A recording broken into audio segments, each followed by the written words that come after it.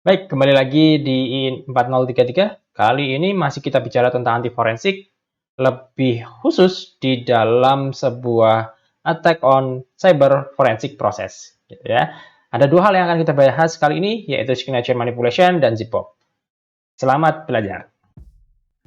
Salah satu contoh untuk melakukan sebuah serangan terhadap komputer forensik proses adalah dengan cara signature manipulation.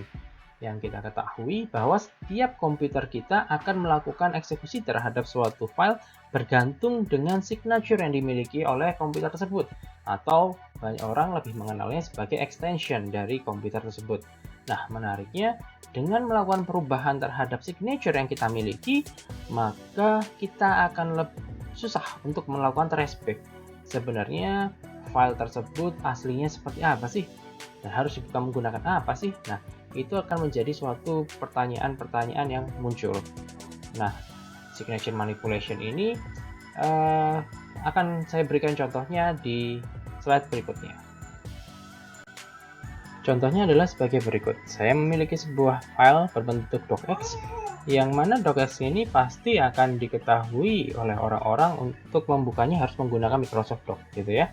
Nah, yang menarik adalah ketika kita merubah hal ini menjadi misalnya .ppt, maka sebenarnya komputer kita tidak akan bisa mengenali bahwa sebenarnya awalnya adalah doc.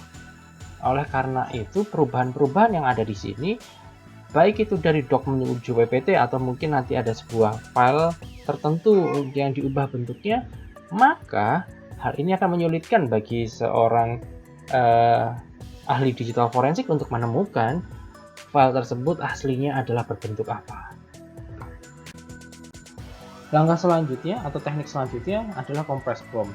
Nah, sebagai orang-orang biasa gitu ya, kita akan sangat sering memiliki sebuah file yang terkompresi, entah itu bentuknya zip, rar, 7-zip, dan lain sebagainya.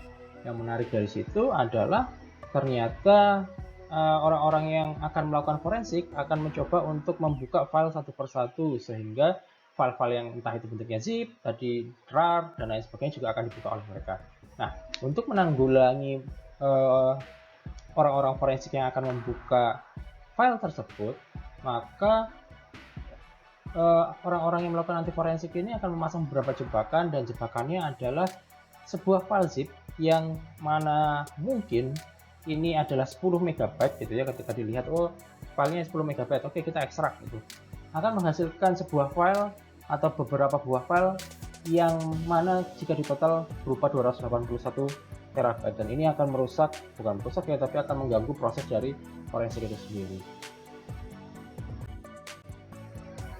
Contoh dari attack ini atau teknik ini adalah zip bomb. Jadi teman-teman silahkan kalau tertarik bisa melihat atau bisa mencari di internet terkait zip bomb ini. Nah, tadi merupakan kategori terakhir dalam anti forensik gitu ya. Jadi kita sudah melihatkan anti forensik itu ada 4, dan tadi adalah kategori terakhirnya. Nah, tentu saja kategori dan teknik-teknik yang kami lihatkan di sini adalah suatu hal yang mungkin sudah agak ketinggalan zaman, namun ini merupakan dasarnya saja. Di luar sana pasti akan berkembang, dan teman-teman akan menemukan hal-hal baru untuk melabui yang namanya forensik. Nah, teman-teman nanti sebagai ahli forensik harus tahu bagaimana cara teknik-teknik mereka melakukan forensik, karena Anda akan melakukan forensik terhadap hal tersebut gitu ya. Jadi Anda tahu kelemahan-kelemahannya seperti apa. Nah, saksikan di video selanjutnya untuk pembahasan breaking the anti forensik.